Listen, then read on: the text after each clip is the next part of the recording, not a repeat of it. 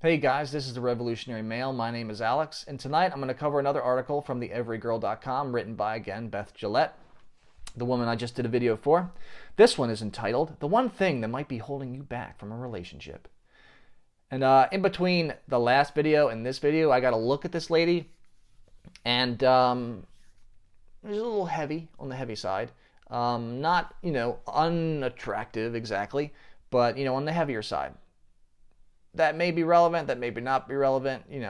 But given the last article that I covered of hers, where she was having trouble finding a relationship, it might explain why. If you're an overweight woman, there are a lot of men, unfortunately, who will give you attention. They will spend time with you. They will have sex with you. They will date you a little bit, but they might very. It's hard to say that they'll get in a relationship with you because we don't like being in relationships with fat women. I'm sorry to say. It's probably painful to hear, but it's true. So there's that. Let's get into the article. I'm a big online dater. It's easy. I'm able to filter out guys I know I wouldn't mesh with. Dead fish pics are a hard pass for me. I'm sorry, but there's no way that you can tell who you would and would not mesh with based purely on their pictures. This is such nonsense. This is all about attraction and what looks good. That's it. Absolutely it. Because lady, if you were actually remotely competent at determining who you would mesh with or not mesh with, you wouldn't have such a hard time finding a relationship. And this is big. And I get a boost of confidence every time I get a match. Yeah, that's why a lot of women, according to research, the primary reason they use these dating apps is to pass the time and improve their ego, because it makes them feel good when they're desired. However, all the swiping has made me forget how to actually go about meeting people in real life. Is it normal to feel nervous? If I like him, what am I supposed to do about it? I've almost forgotten the ins and outs of meeting someone face to face from the get-go.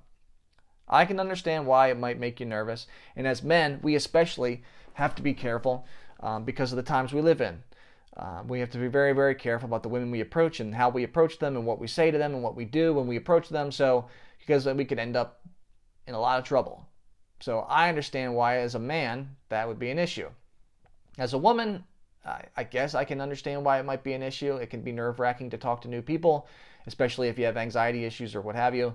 But just relax, lady. You'll be okay. After what I thought was a really awesome first Bumble date, he ghosted me. Wait a minute. After what I thought was a really awesome first Bumble date ghosted me, I decided I was done with dating. It's just not my time, I kept telling myself. I deleted all my apps and made at least 3 single ladies playlists on Spotify. Dating was a thing of the past for me. Welcome to a man's world, my friend. Guys out there, how many times have you been ghosted? Or stood up for a date, or a woman has given you some bullcrap excuse about why she can't suddenly meet up and canceled on you. This happens to us all the time. We learn to put up with it as much as we can. Well, we don't just necessarily give up. I guess there are guys who give up, but those of us who actually, like women and like relationships and like dating to a certain extent, we don't just give up, at least not permanently. And I can only imagine, as a woman, given how easy it is, women live life on easy mode when it comes to dating. There is absolutely no reason why a woman should be this, giving up this easily. And of course, this completely contradicts what she said earlier about what was it that she said? She knows how to filter out guys that she wouldn't mesh with. Maybe the guys you want to mesh with don't want to mesh with you. Maybe you need to rethink this. Like most things in my life go, that didn't last long. I met someone in real life. This guy was nice and funny. He listened to me. He asked me about what I liked, my family, and my career. I basically waltzed home, wondering when I'd see him again and what we'd name our kids. That's quite fast. That's probably what's scaring a lot of the guys away. We can pick up on that kind of thing. We can pick up on desperation just like ladies can. I already have the first names chosen, but middle names can be a discussion. Yeah, see, that's also a problem.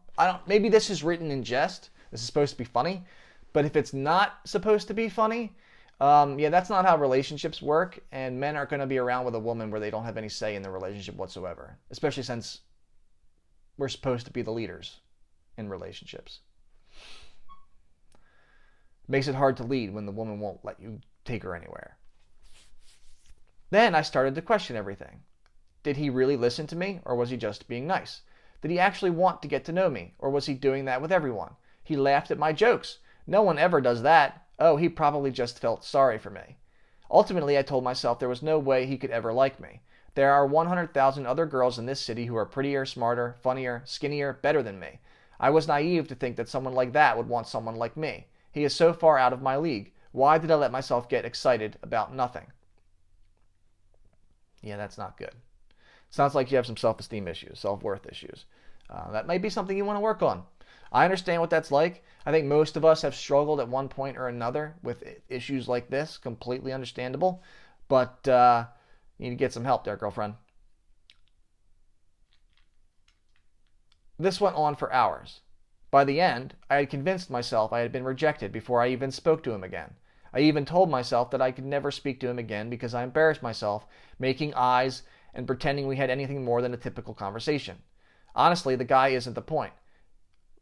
Then that's a problem. However, if he somehow ever sees this, hello, I like you a lot.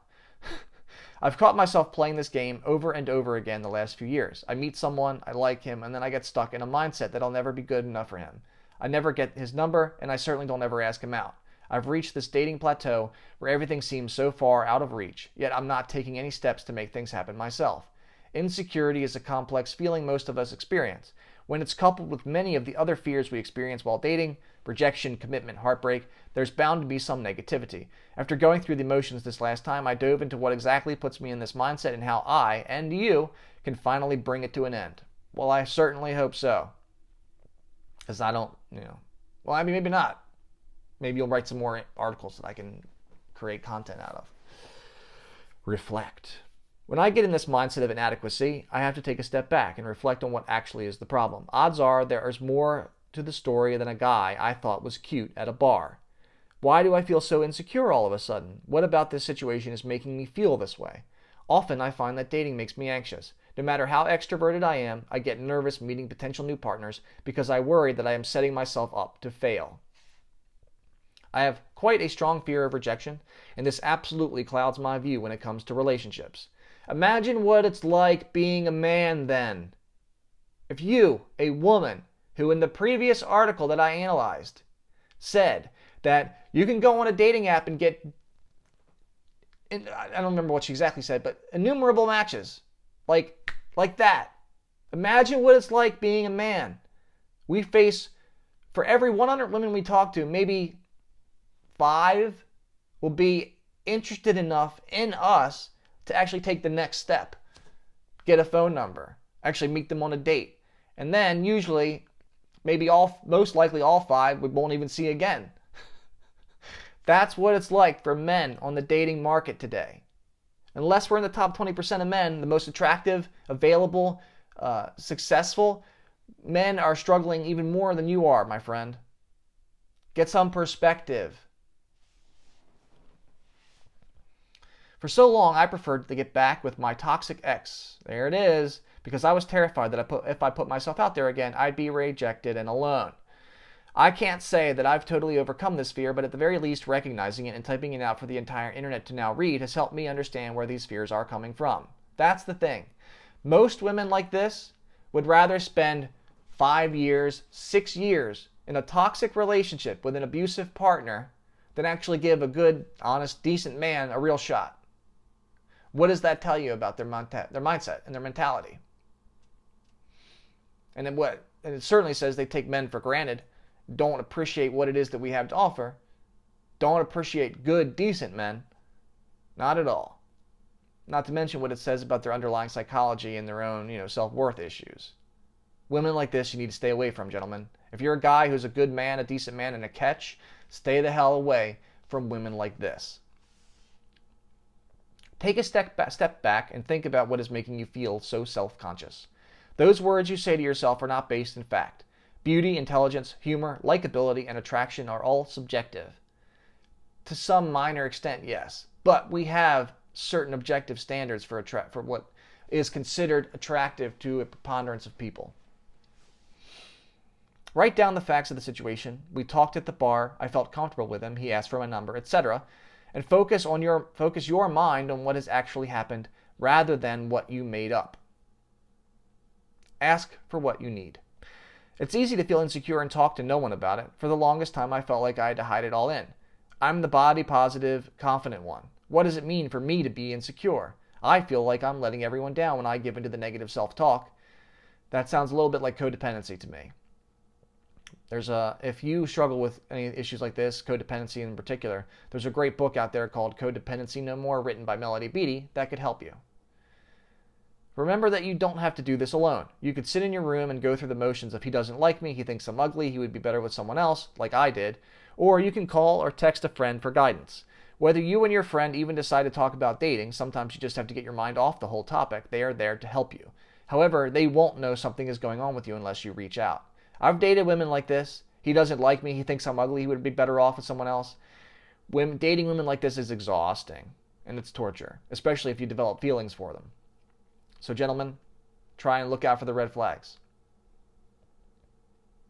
If you feel like you need a professional opinion, consider therapy. There's nothing wrong with talking to a therapist about what might be going on in your dating life. It's likely these feelings of inadequacy affect other areas of your life too, and a therapist might be able to help you find the root cause and discover new coping methods. Ask for clarification. I know you're going to think I'm crazy, but it's okay to reach out to this potential new partner and ask where things stand. If you thought everything was going well until the negative self-talk crept in, there's a good chance he or she did as well. This is difficult, so here's an example. Hey Mike, this is Betty from the bar last Friday night. I thought we had a really great time together, and I was just wondering if you felt the same. I'd love to do something again, maybe next weekend. I'll be honest, I'm currently trying to muster up the courage to send this exact message to the mystery man from above, but this is a great way to start.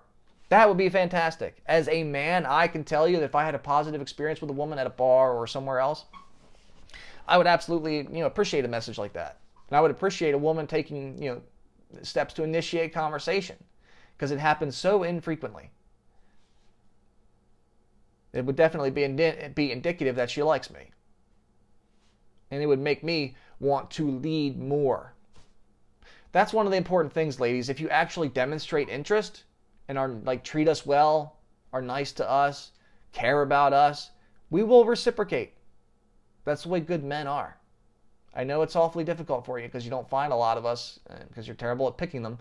But we're out there, and that's the way we behave. All right, take your own advice, the last thing here. While this really applies to me as someone who is constantly encouraging those around me to begin their self-love journey, this is something most of us can relate to. If your best friend, your mom, or your sister were having these same issues, what would you tell her? I'm sure you wouldn't say, yeah, you're right, no one will ever love you.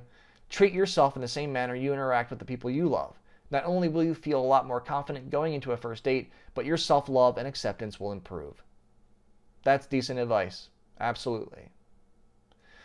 A piece of advice it makes me think of is, if you're a guy and you're having issues with these kinds of things, self-confidence, self-worth, whatever, one thing that can be incredibly helpful is imagine what a self-confident, self-assured version of yourself would do in the situation. And then do that. It takes some of the pressure off of you by putting yourself into a role to play. And you can kind of act instead of actually committing to it yourself. It's a great first step anyway. That's the end of the article, fellas. If you have any questions or concerns, go ahead and put them in the comments below.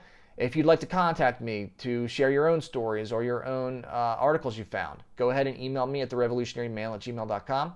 If you like the video, hit the like button. If you dislike the video, hit the dislike button and tell me why. Otherwise, I'm going to assume that you loved it and do more like it. Again, my name is Alex. This is The Revolutionary Male. I had a good time. I look forward to seeing you guys in the next one.